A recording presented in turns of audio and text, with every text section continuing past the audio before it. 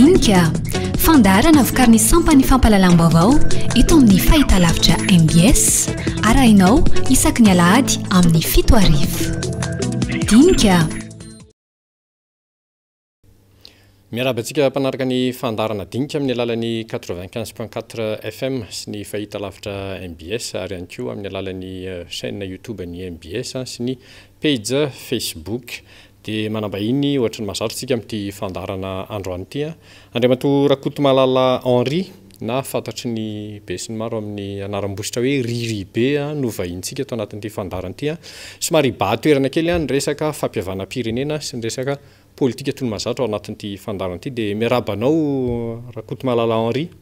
angambany ataoko hoe Riribe ihany. Miaraba Andriamatoa Joël,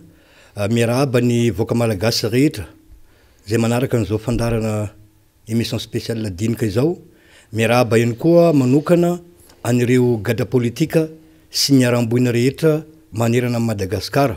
Ampatsahivana tokoa fa ianao no flou national ny Fédération des ex-détenus et victimes politiques de Madagascar, izany hoe amin'ny ankapobeny ny gadra politika eto Madagasikara. Ohatry ny arivo mahery nareo mpikambana anatin'io fikambanana io amin'izao fotoana izao ririra tsy diso ny tompoko. Tsy ny tena korery moa no flou national fa amin'ny statut zany anakiroa zany zahay no ao anatin'ilay bureau national ho flou dia misy avy amin'ny civil ny tenako zany no lany manerana Madagasikara tamin'ny fifidianana voaingana natao satria ifindroa zany mandafaroa zany zao io dia misy anakiray avy miaramila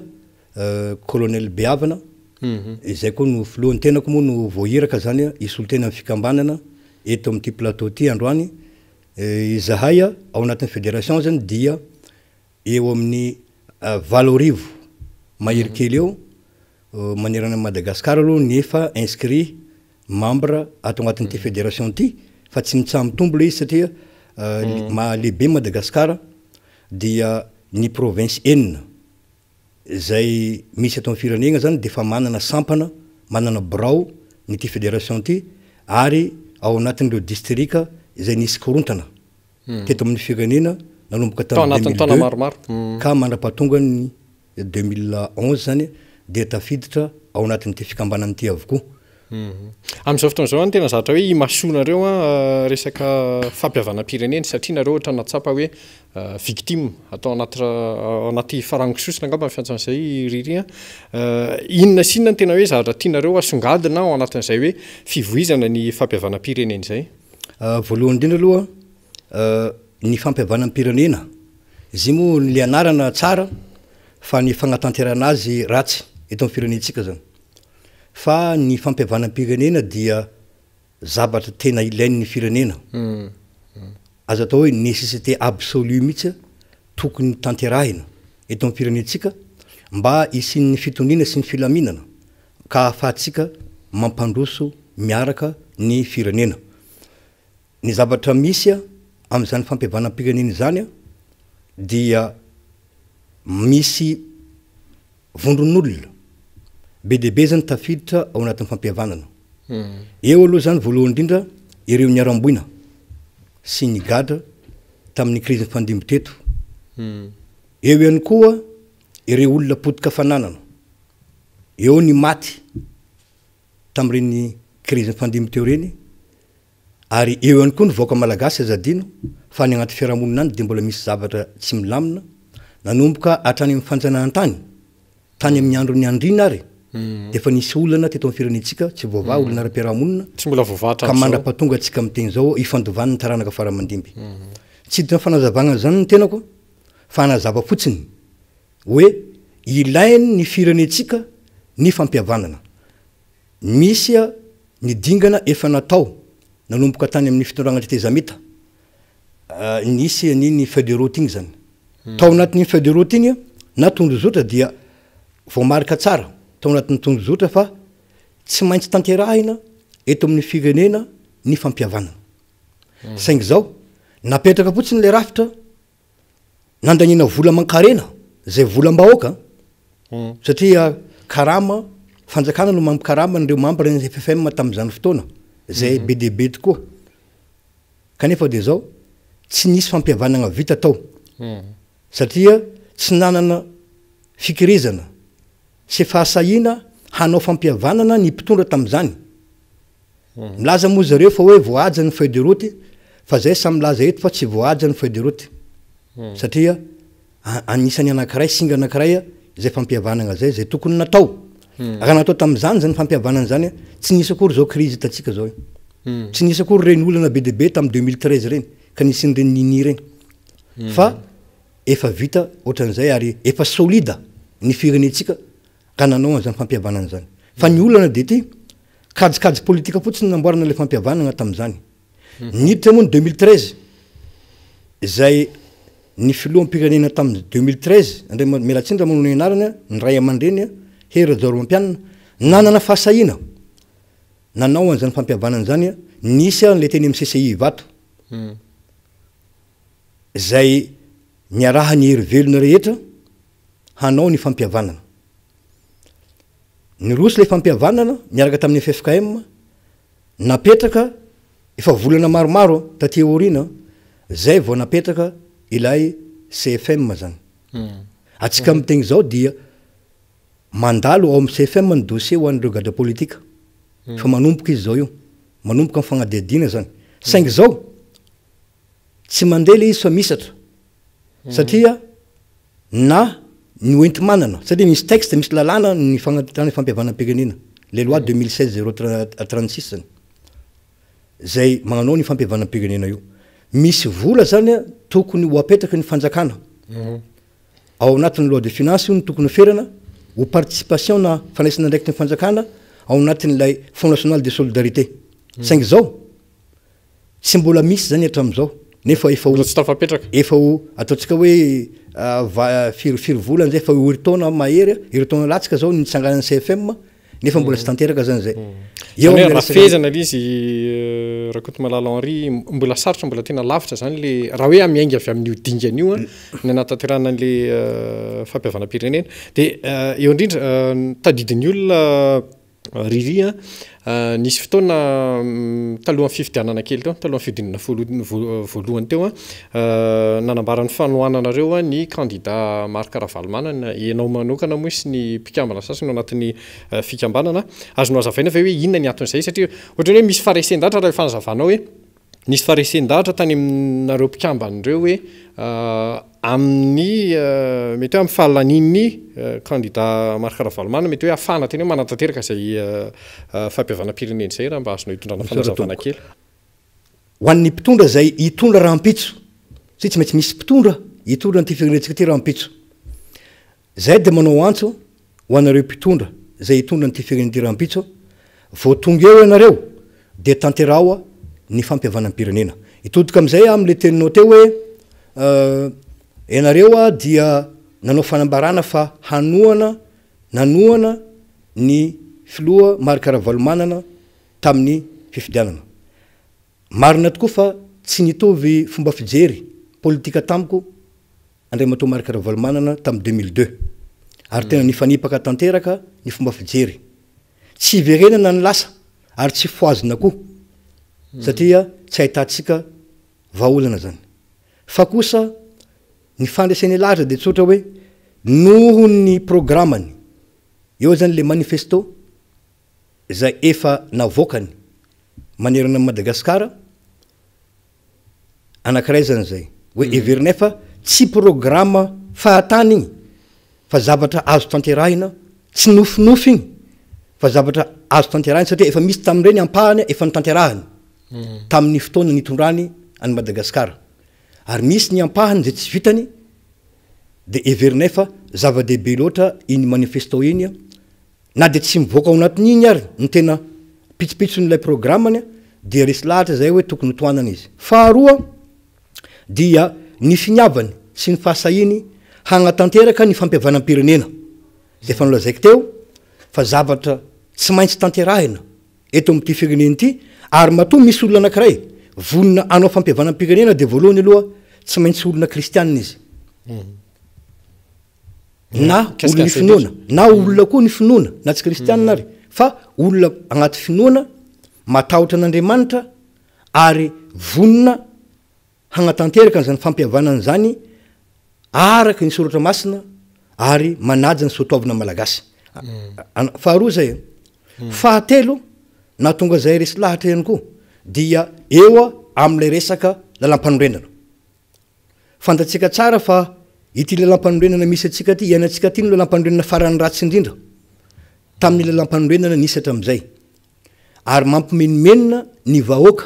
manerana Madagasikara indrindra fa any amin'ny faritra any satria mivangongo eto Antananarivo avokoa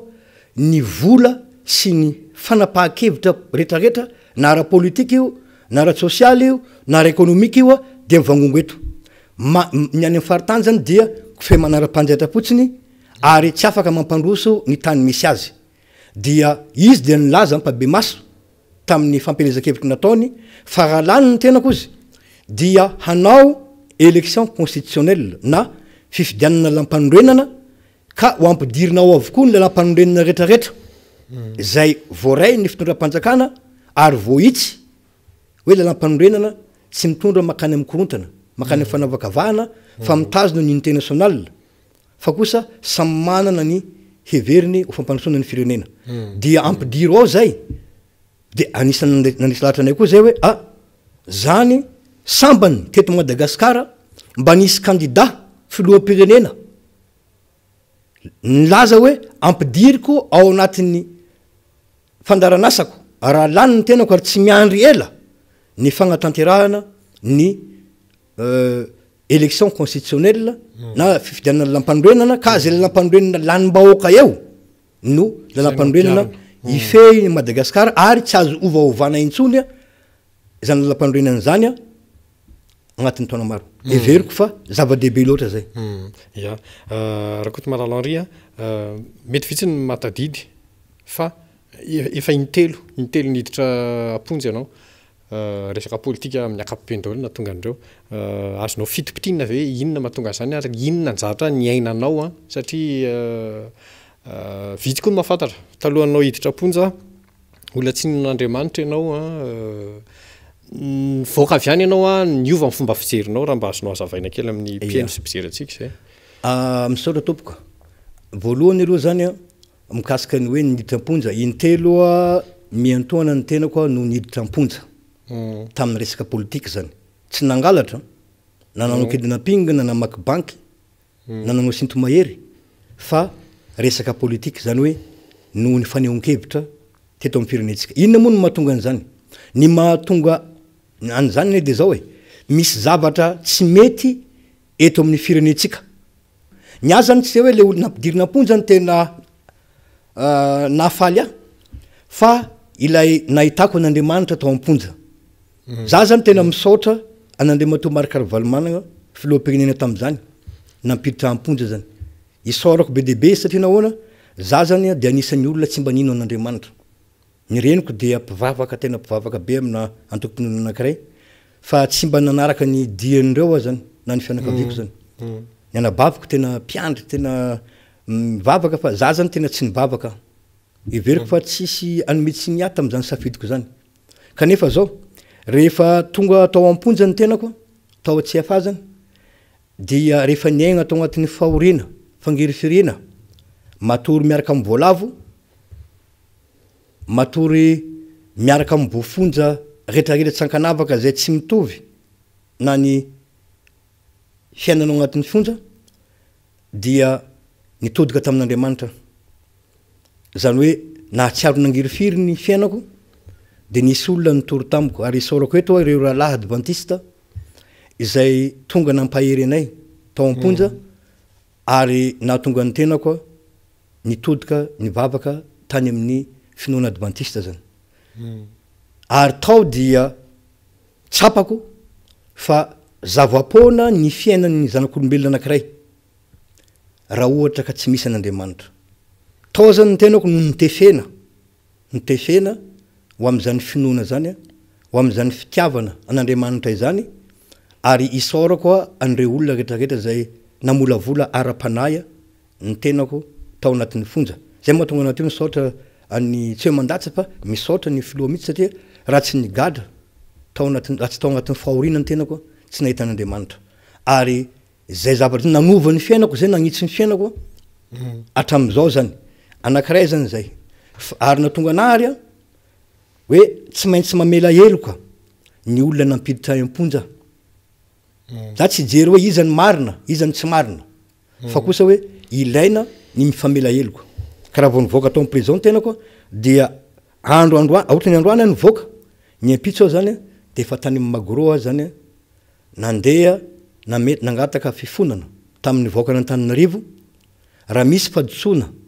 raisinareo fadisona ny firenena politika nataoko tamin'ny 2002 na ireny barazy zay nataoko tamin'ny 2002 reny dia mamela ahay ianareo ary faly ny olona sy tsy nampoizin'ny olona zay toetrako zay fa ny alan'olona de hoe riria mahiry fetsika riria nalaza mihitsy tamin'ny tsy manaiky lembenana ary io moa fanehonkevitra io samy manana ny herin'ny olona zay ny hery politika nananako tamin'ny 2002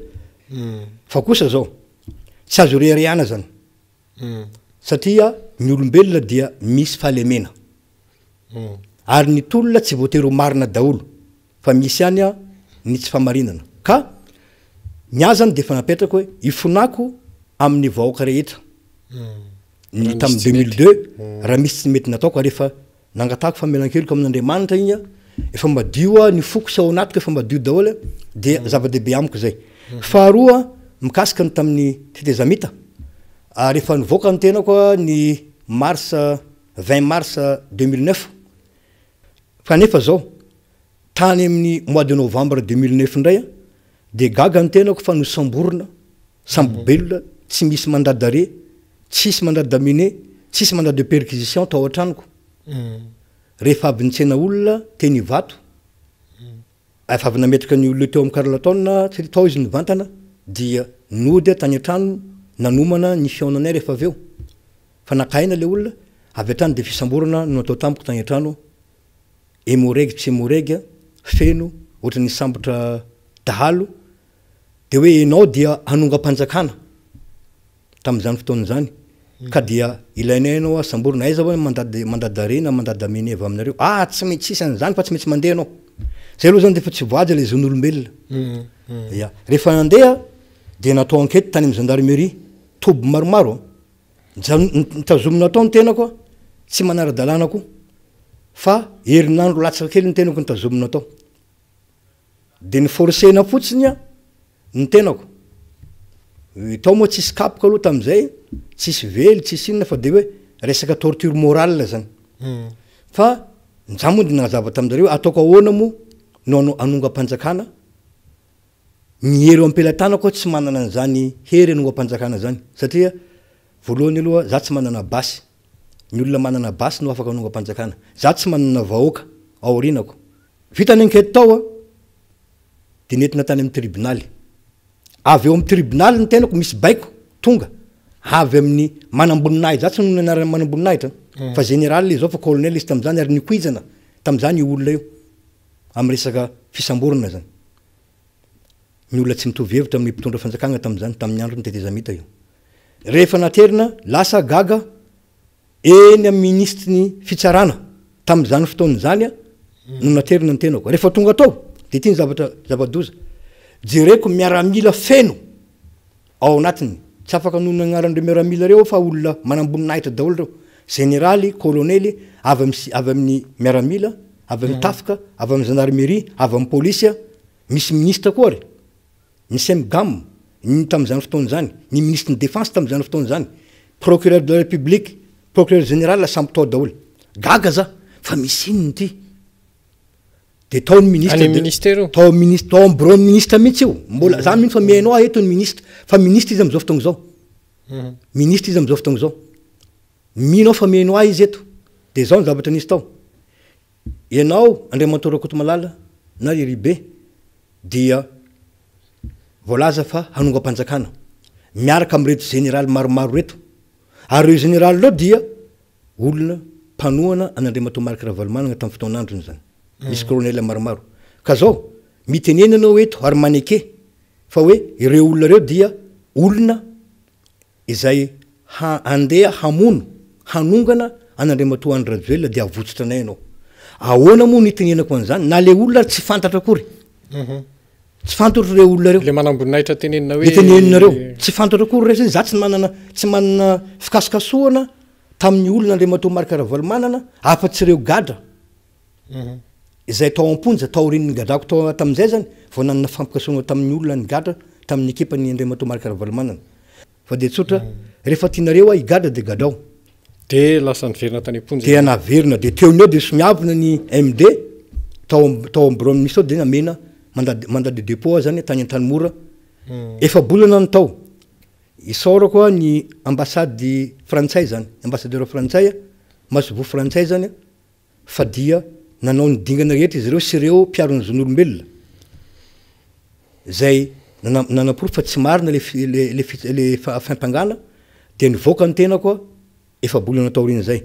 vita zay nisy any koa ny tolona tany Tomasina tolom-bahoaka za moa hainareo fa za mpitolona za monument ka mivimbio no tezay ny ray aman-dreny tompoko lahy monja jaune tam'izany fitiavany tanindrazana zay taizany tao an-tranony ary monument hatram'izao de mbola monument ny tenako dia ny anay nampianaranay de tsotra hoe manoerany zavatra tsy rariny amin'ny firenenao raha misy zavatra tsy rariny agnaty fiarahamonina misy anao de aza menatra ny manohitra ny tsy rariny anao fa mijoroa dia nijoro zahay tany Tomasina tamin'ny orinasa-Ambatovy io satria misy zavatra tsy rariny be de be ao amin'ny orinasa io tsy ho tanysaitsika eto angamba zay fa samy malala atsika hoe anizy orinasa io dia nanohitra zahay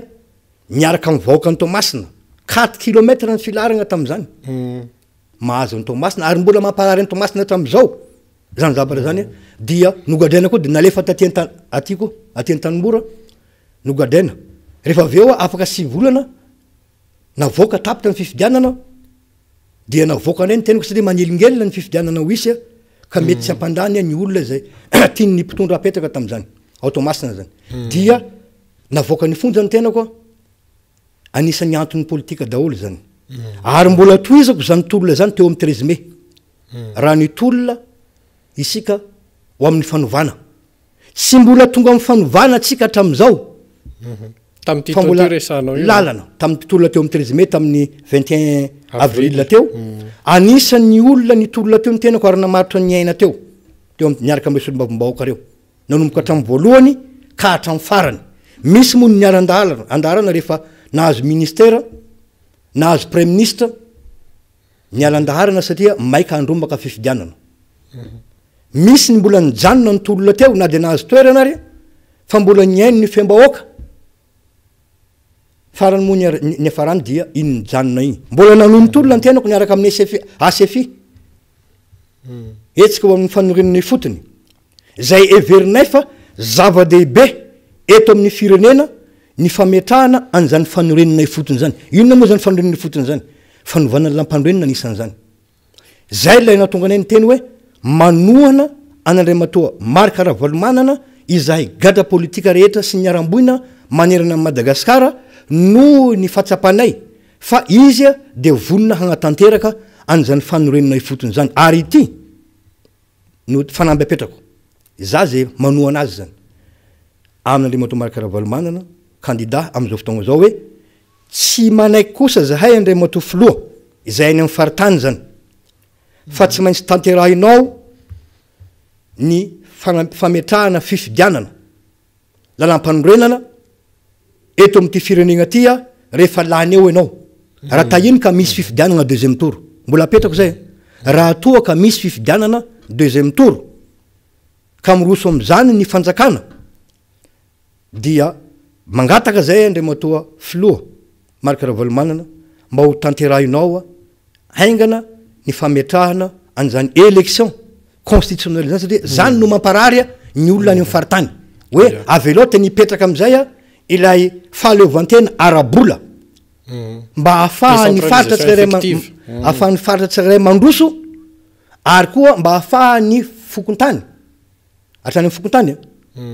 fa tsy ohatran'izao tatsika zao ny fokontany zany dia karazana olona apetraka fotsiny de mpagnatanteraka baiko ny mpitondra na baiko politika io na mission administrative io dia manao fotsiny ny fokontany na izy ary nyenty manana eo am-pelatagnany tsy misy ary zay no mahatonga atsika am'izao fotoagna zao hiditra am'le liste électorale am'zay ny tenako ireo président ireo président fokotany reo a dia nasaina nomeny ny seni baiko ny seni mahazo vola be tsy toko tsy foroana avy amin'ny communauté internationale mahazo vola be avy amin'ny fanjakana zavatra misy de zao ireny fokotany reny tsy mahazo afa-tsy karamakely vary masaka de zao nefa izy miasa ao andro amanalina ka rehefa manao liste électorale izy dia ataony ny fanaovana ny liste isa-pokotany isa-trano tena nanao ny fokotany de tena za de miteny eto fa ny président fokotany rehetra de tena nanao ny asa ny ara-dalàna fa rehefa tonga tany amin'ny CNI ireny lisy mpifidianany reny de inona ny zavatra nyseho ny fangaro voraka atao zany